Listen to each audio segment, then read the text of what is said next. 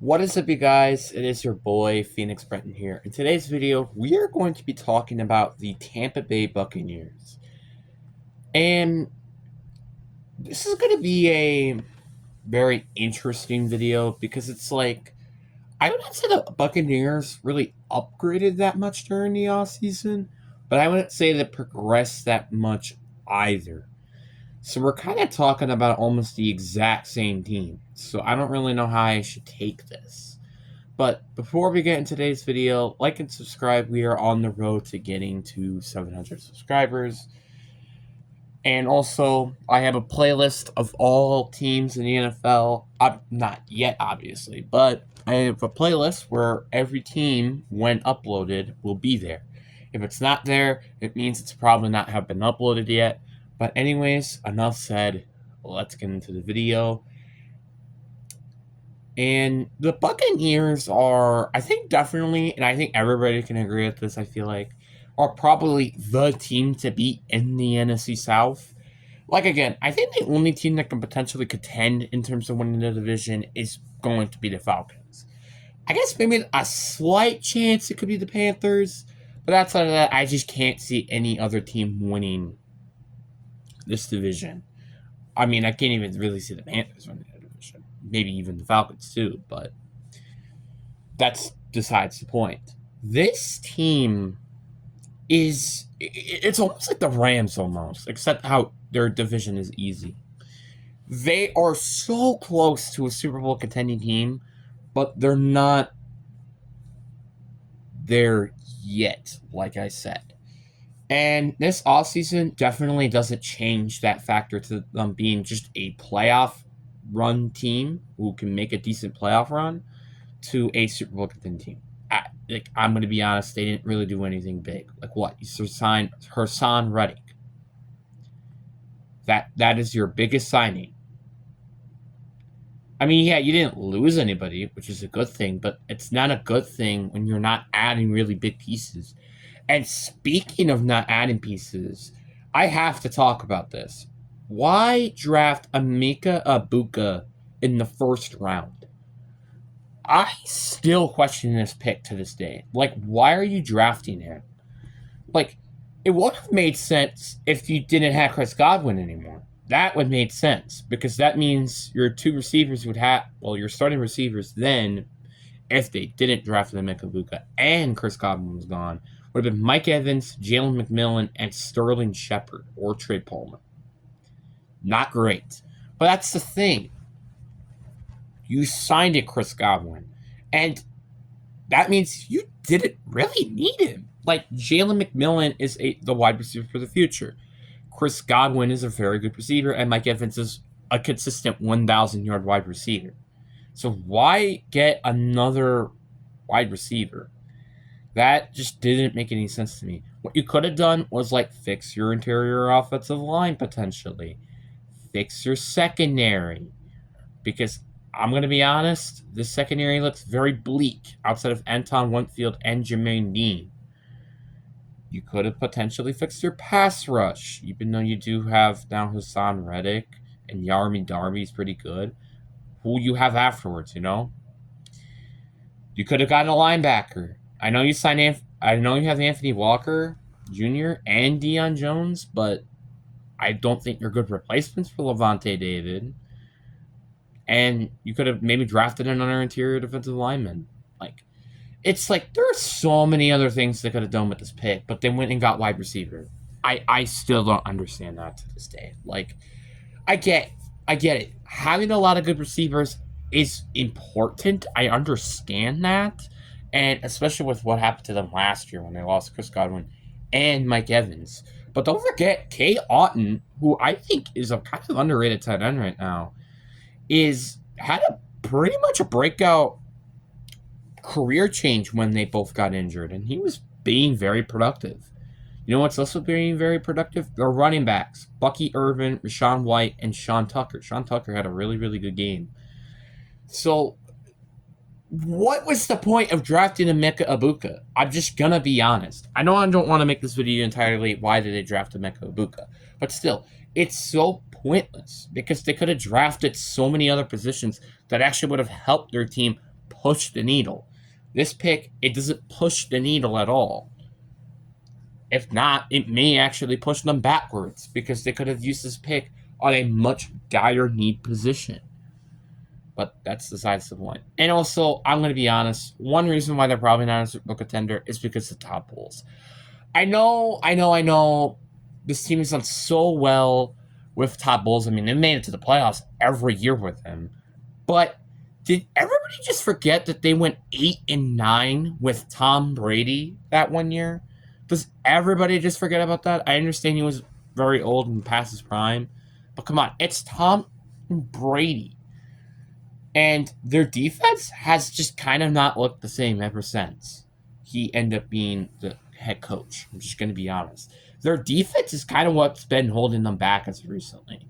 Like, their offense is doing pretty well. It's just their defense are not holding their end of the bargain.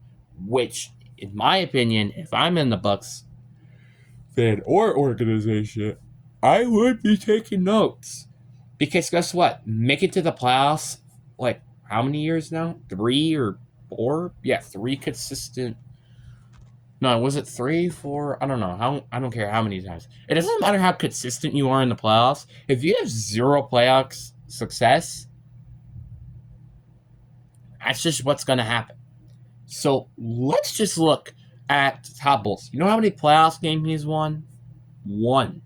He has won 1 playoff game out of 4 as a head coach.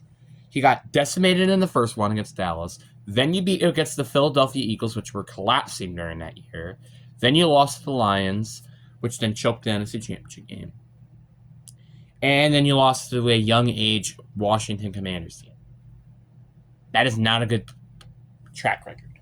Like, the Eagles had a very great start, though, to that season, but they collapsed so quickly, though.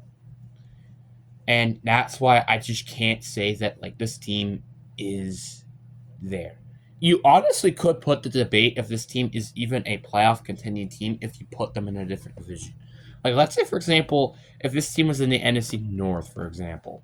Let's just say there was 5 teams in the NFC North and they were there, which I know that's unrealistic, but still.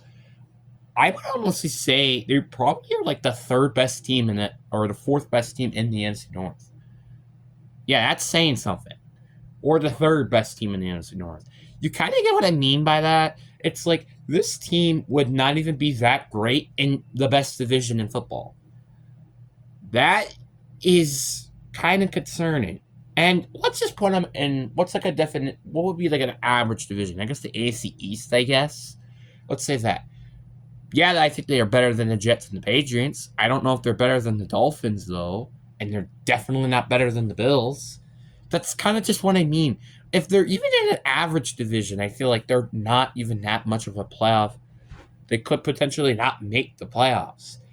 That's what's kind of concerning about this team. This team always consistently makes it to the playoffs, but they just don't really care right afterwards. It's like they're okay with winning the division every year, but they're not okay with honestly just getting past a playoff win.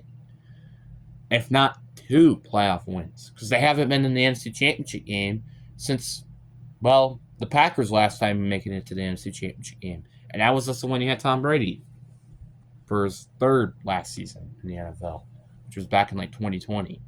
Which is, by the way, a half a decade ago, may I add. Yeah, I understand there hasn't been teams that haven't even made it to the NFC Championship game in decades. For example, the Jets or the Texans, who have never made it. But that's not the point. The point is, this team really needs to, catch into gear. Because Baker Mayfield, I'm pretty sure, is in his late 20s, right? Let me look at Baker Mayfield. Baker Mayfield's age. He is 30 years old. He's just turned 30 years old in April. So what? He has maybe like 5, 6 seasons left. So you kind of do have to really put your money where it should be and not use your draft picks where you think you don't need it. Like, yeah, Mike Evans, sure, he might retire very soon. And I wouldn't be surprised if he does. Because he's already basically done everything in his career. Maybe not win the receiving yards But that's not the point. He's basically done everything almost of what a wide receiver can do in the NFL. Chris Godwin might retire early due to injuries. So it's like, yeah, if you're pointing that out that they both can potentially retire very soon, I guess that makes sense. But you're here to win now. We're not here to win later. That's the problem. So it's very, very concerning. But again, like I said, this is a very, very good offense. Maybe could fix the interior offensive line a little bit, but that's about it.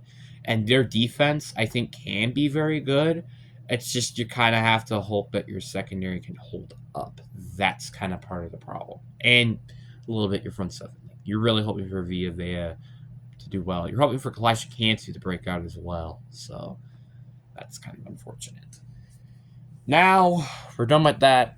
Let's get to the worst case scenario, which honestly, probably the worst case scenario would probably be like your receiving core kind of falls apart and their defense is just continuing to fall. And I'm pretty sure if they didn't make the playoffs this year, I feel like Todd Bowles might get fired. I'm just saying, but that's besides the point. So I think they will lose 2 straight, which is against the Falcons and Texans on the road. Then you get the win at home against the Jets. But then you lose at home against Philly. You lose on the road against Seattle. You lose at home against Tampa. You lose on the road against the Lions and the Saints. But then you have a bye week, which then you get the win against the Patriots at home. Then you lose to the Bills and Rams on the road. You do get a win at home against Arizona. You actually get a little bit of a win streak going. Like, you're actually going to sweep the Panthers still, but then you're going to still lose against the Dolphins at home. So, worst case scenario, I could see this team going 7-10, which isn't that bad, but it's not great. And technically, you're kind of considering that most of their wins are during the end of the season, where they might not even try to win those games. So, you also have to say that. Now, best case scenarios. I think you will sweep the Falcons. You still lose your first 2 games. Actually, basically, your first 4 weeks are going to stay the same, but I do think you will be Seattle on the road, and then you get the win at home against 49ers. You do lose against Detroit at home, and then you sweep the series with the Saints. You still lose on the road against Buffalo and LA, but then basically everything stays the same. Except you getting the loss to Dolphins. You win that game. So best case scenario, I have this team going 11-6. Which, that's a little bit embarrassing because of how easy your division is. Like, I get it. You're going against teams like the Lions, the Texans, you're going against the entirety of the NFC West, which is nothing to scoff at. And you're going against Philly, you're going against Lions, but still, the NFC South twice, that should just be a breeze, and the fact I can't say that's the case is very, very concerning. But I don't think that the Bucks can't win a playoff game. Like, for example, I think looking at who's probably going to make it, like let's say like the Rams. I'm gonna say the Rams, Niners, Philly, Commanders, Lions, Packers, Bucks. Let's say all those made it. I think they could maybe beat the Niners, depending on who's at home or not. Same thing with the Rams. I think they could. I do think they could beat the Commanders and the Packers, but that's kind of about it, I think. Like, I don't think they could beat the Eagles. I don't think they could beat the Lions. So it's like they're not, I wouldn't even say they're quite a top 3 NFC team, because I would probably put the Rams at 3 and then probably the Packers at 4, which that means they would be at like maybe the 5th team in the NFC, which is not that great of a division. Like, outside I think the Lions and the Eagles, you don't have like an absolute serious Super Bowl contender. I mean, maybe the Commanders, maybe the Packers and Rams, but that's kind of besides it. So it's kind of concerning, personally. But anyways, guys, I really do hope you guys enjoyed this video. Anyways, peace.